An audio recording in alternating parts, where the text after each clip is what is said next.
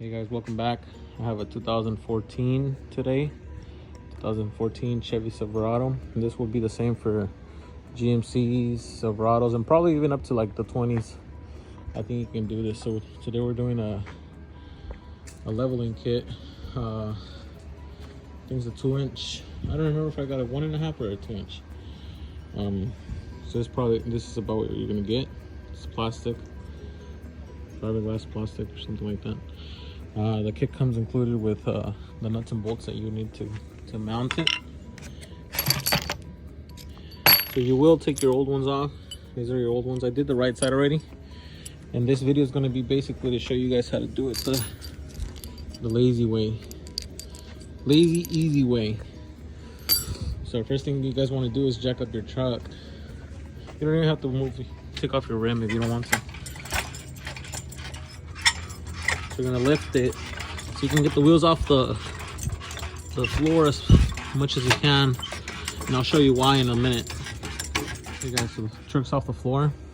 You want to go as far as you can. For this truck I am looking for the chrome OEMs. I don't really like these black ones. Looking for the LTZ ones, but I'll show you down here.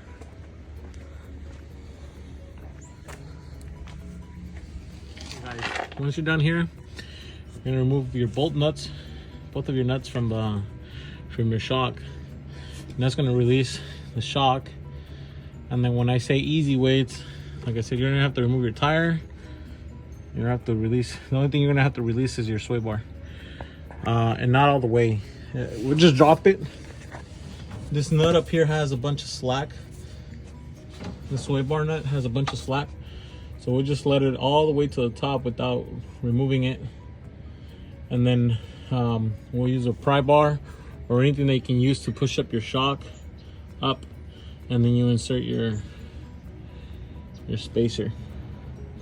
And I'll show you guys in a little bit. So we're gonna use a 15mm, the impact, 1/2-inch impact.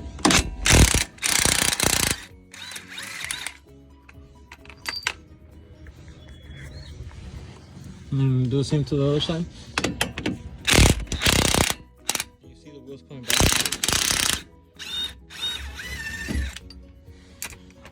So then you have a little bit of space up there, and then you're gonna want to remove these little brackets up here from the shock. And use just a flathead screwdriver. You're gonna pry them off like that. They come off really easy. Same thing with this side.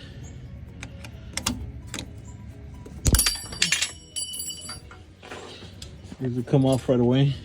So next thing to do is we're gonna release tension on your sway bar.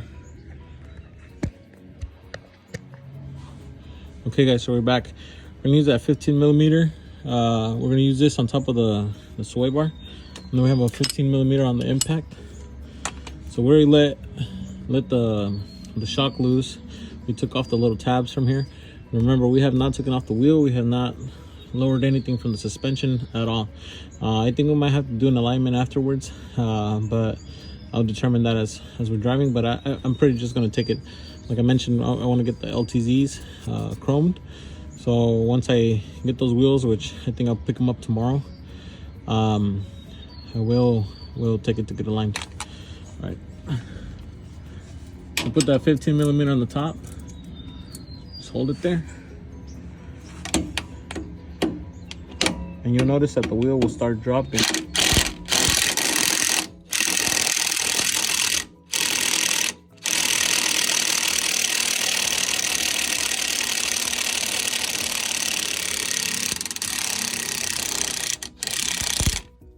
That's gonna give us enough space for us to put in the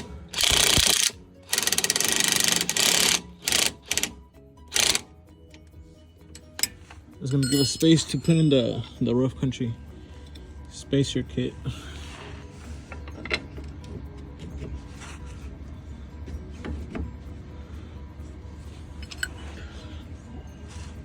Get the new nuts.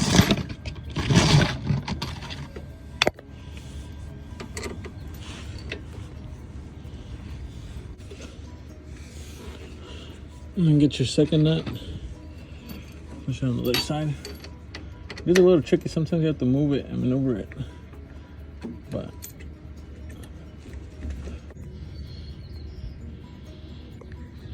so you guys understand what I'm kind of saying is that if we let loose these two nuts at the beginning, the shock will kind of compress up a little bit, and let the wheel come down with the caliper and everything else.